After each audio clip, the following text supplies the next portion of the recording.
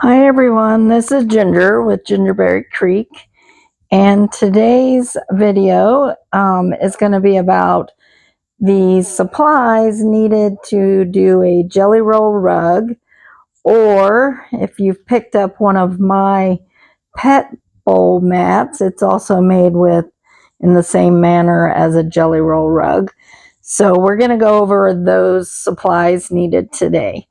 First off, you'll need your pattern. Either you can pick this one up for doing the oval jelly roll rug, or you can pick up one of my patterns for doing a pet bowl mat. And there are some other ones out there as well that you can search and find. They're all over the place.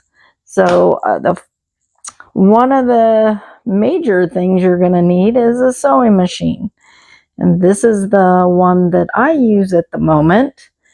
It's a Janome M7 Continental. I have a straight stitch, a zigzag stitch, and a serpentine stitch on this one that I use. The other thing that you're going to need beside your sewing machine is you'll need to change your needle to either a Microtex 8012, which is considered a purple top, and this is the one I like to use, or you'll need to use the jean needle, and on this one I would do the 116, and it is a blue top or blue band on it. The other thing you might want to consider getting, if you don't have one already for your sewing machine, is the walking foot. This walking foot right here goes to this particular machine, and that little part right there is what grabs the fabric on the top and pulls it forward and works along with the dog feeds. So if you don't have one, I recommend it for these types of mats and rugs. The other thing is you might want to get some of this seam tape. It goes directly on your sewing machine. The middle red line lines up with your needle, and then this gives you your 1/4 inch on each side depending on how you sew.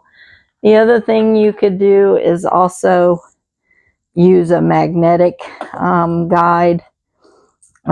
This would be the edge that you would need to have along here, and this part just helps hold it in place as you're stitching. So that's the first couple of supplies that you're going to need. Let me move to the other side of the table and show you the rest of the supplies. All right, so the other supplies that you're going to need besides what I just showed you, you're going to need your fabric or your pre-cut jelly roll.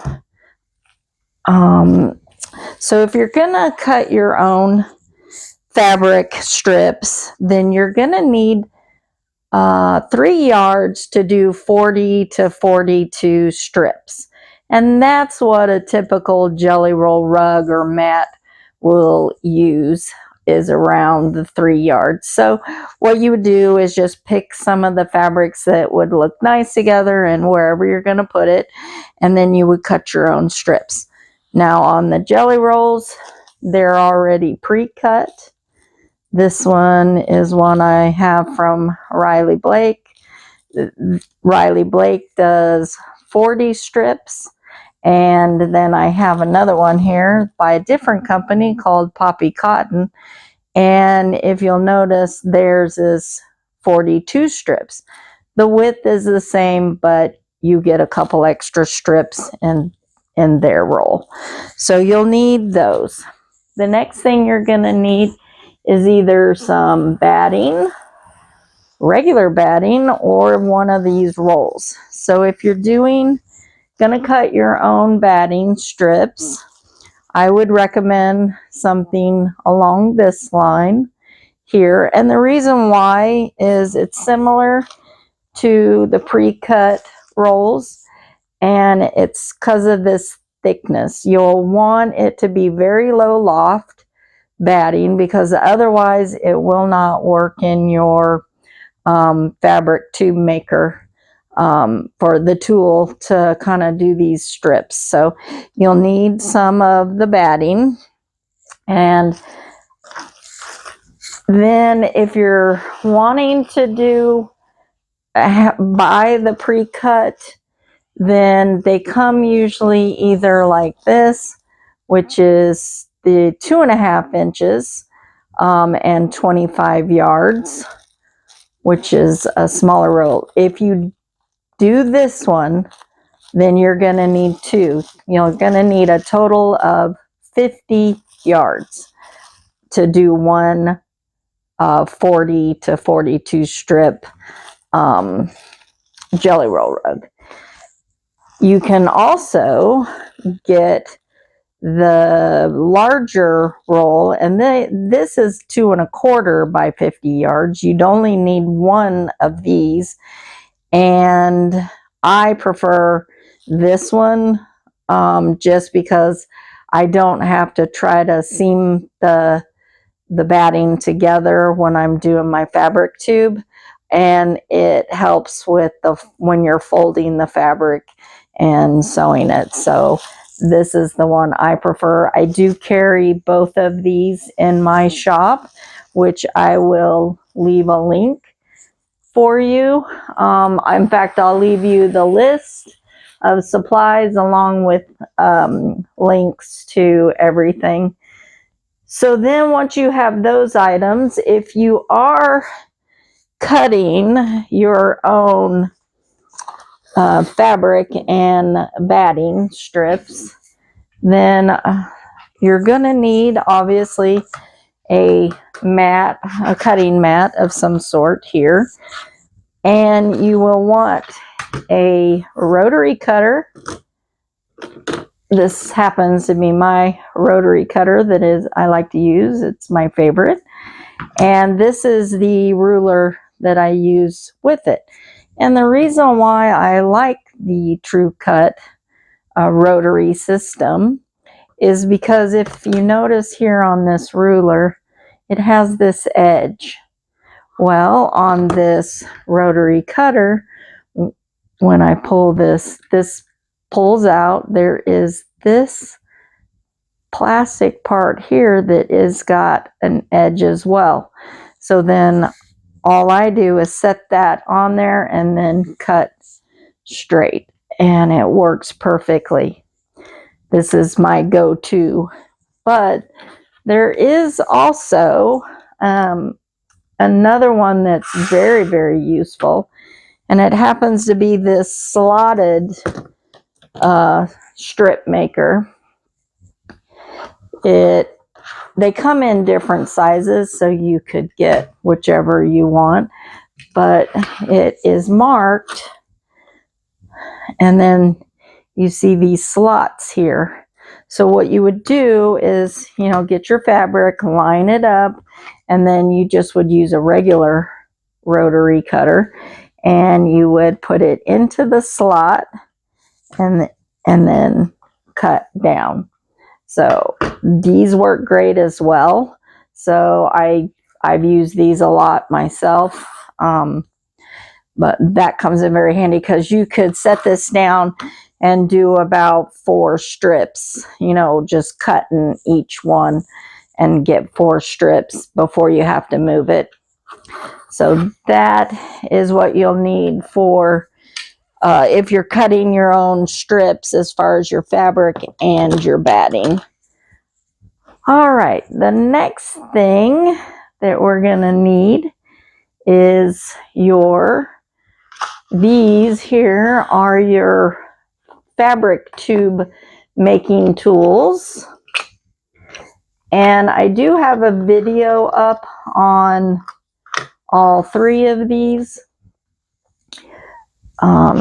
This Clover fabric tube maker, which is this green one, and this one are the pretty much the same type of tool. This one is made by Clover. This one is a generic 3D printed set, so that you can, I carry all 3 of these in my shop as well, so you can purchase from me, or I'll leave the description also on this list, and you can look them up as well. The other one is by this Gypsy Quilter, and it's a metal tube. It's kind of like a binder making tool, you know, that you can do. It only folds it once, so it's only going to do the very first fold.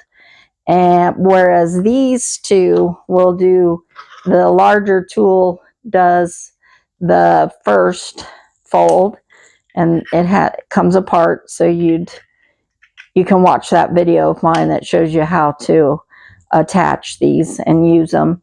And then the second part of the tool, which also comes apart, folds it again in half, and then that's when you would stitch down the length of your fabric tube. So this is very handy to have, and I recommend it. My personal favorite are these two, but this one works just as well. And you don't have to have the serpentine stitch on them. You can do a straight stitch. So, you know, if you are used to making binding, then that may be the tool for you. So, all right.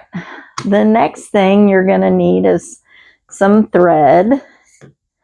And I use 40 weight polyester thread for durability. That's what I prefer when I'm doing the rugs, because the polyester thread will end up lasting through the wash cycles, you know, if you're washing your rugs all the time.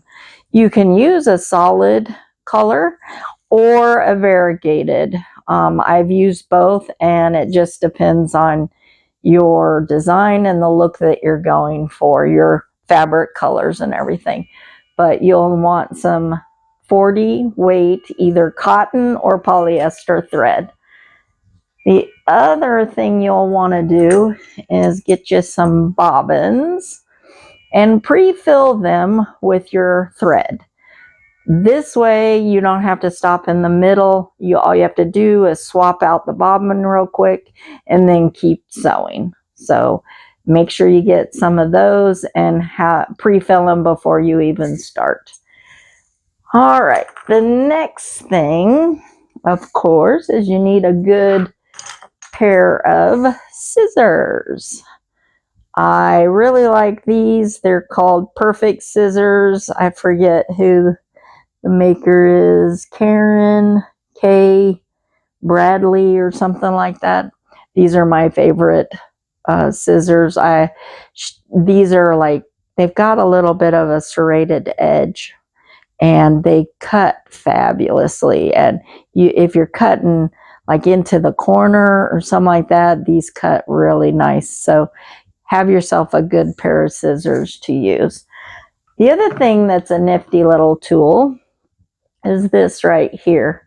It's a thread cutter, and after you've sewn kind of your strips together, I don't stop in between. I'll kind of just keep sewing, so there's a little bit of thread between each strip that I sew together.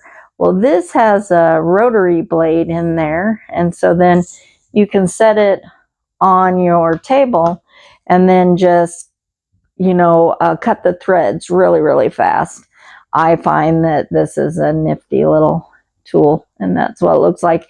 You can take that blade out when it gets dull, or move it or rotate it around and keep using it for a while. So very handy tool to have when you're doing these rugs. Let's see. Oh, the next thing, some more sewing notions. I would suggest having a good seam ripper with you. I sell these in my shop as well, a couple of different kinds. The reason why I say to have this handy is just because if you start to notice any kind of waviness or cupping in your rug or mat, then you may want to stop immediately and go ahead and rip out the stitches and try again. So the other one would be a sewing awl or sewing stiletto. This one's made by Clover. This is nice for when you're got your fabric and you need to kind of push it through slightly to help it along, or to push down like the folds in the fabric. Then this comes in very handy to help you do that and not getting your fingers down next to the needle or anything like that. So after those items, the other items that you'll probably need, I use both of these. I use some pins, and I don't use really long straight pins. I just use the, I think they're like 1-inch straight pins for my corners. And then I also use the little quilt clips. So I tend to use the smaller ones. They make several different sizes, but I tend to use these to hold, especially when you're doing kind of that modified start method for the Jelly Roll rug, that I have a video out of that as well. So that is the other thing that you'll need. It's important that when you're doing your rug or your mat, that you stop every so often and iron. This will help when you're sewing it and keeping it straight and not having it cup or get wavy. So a little pressing mat is good to have next to your sewing machine.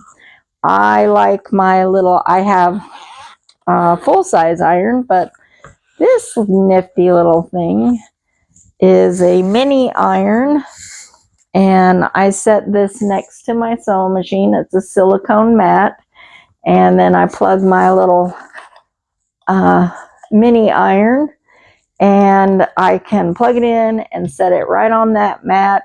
I'll sew a corner, and then I'll, spray it. Oh, sorry. I'll spray it with some of the, I like this Mary Ellen's Best Press. I use scent-free, just because if I'm selling a rug, I don't know if people are allergic to certain things. So this is my favorite, but I'll spray the corner, and then I'll use my little iron to press that corner.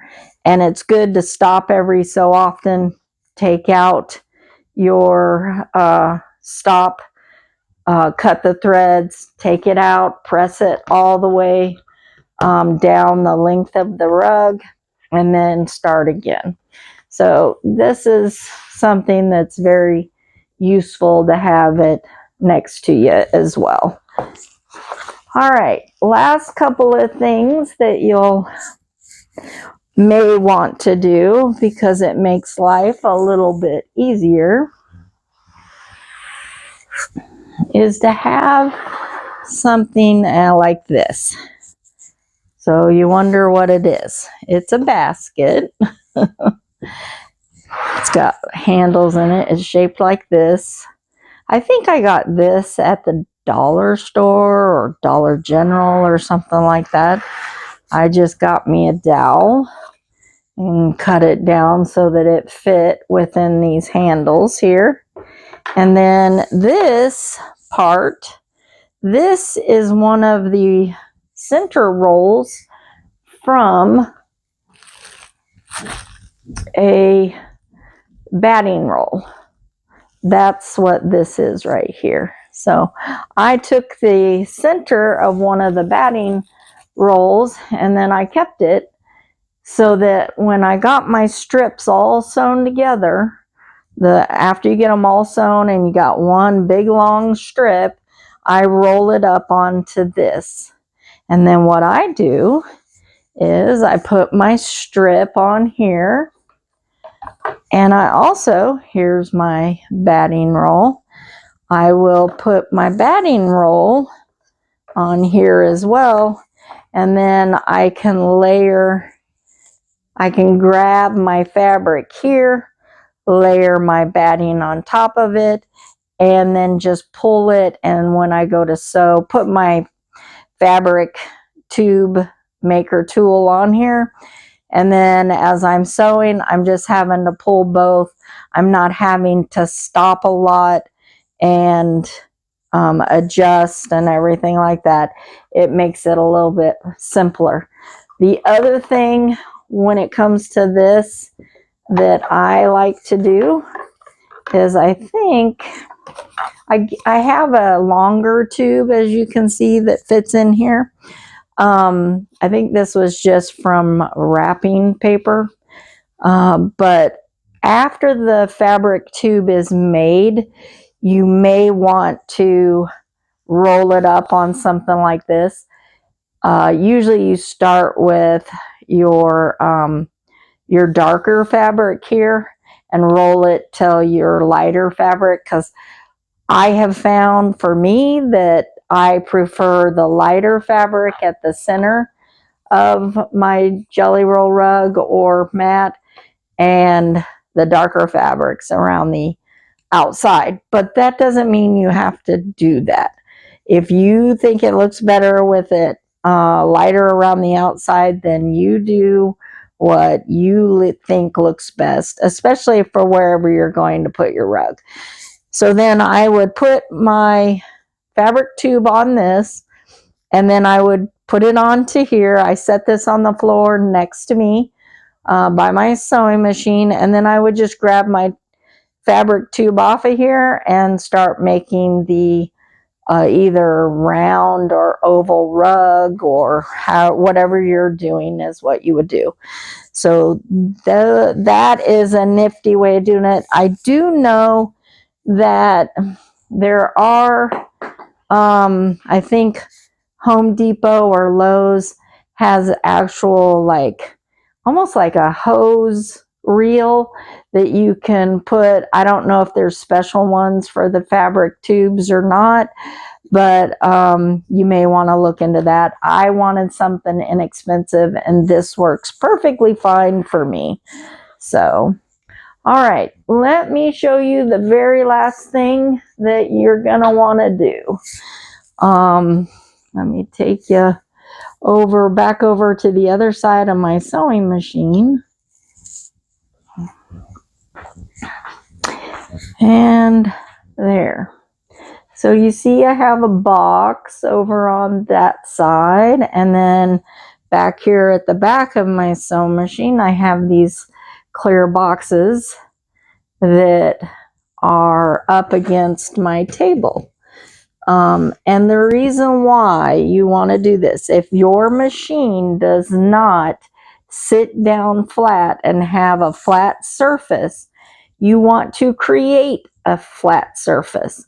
So the best thing to do, whereas like right now, my sewing machine does not fit down into my table. I have to put boxes and stuff around my sewing machine, because when you're sewing a jelly roll rug or the mats, it's always really good to work with the flat surface. So just do the best you can. If you can get it as level as possible, that's the best thing to do for your jelly roll rugs. So those are all of the supplies needed for the making a jelly roll rug or one of the mats. Again, I will leave a link for all of the supplies that I carry. And I do carry some of the jelly roll rugs. I carry 2 brands right now, or not rugs, the jelly roll, pre-cut jelly rolls. I carry some Poppy Cotton, some of theirs, and I do carry some of the Riley Blake designs. And I do carry the pre-cut batting rolls. So I will leave the supply list in the description along with the links to the ones that I carry. The others you may have to kind of see if you can find them on Amazon or where another quilting shop or something like that. So I hope this has been very helpful, and please like and share, and don't forget to subscribe to my channel. All right, have a wonderful day. Bye.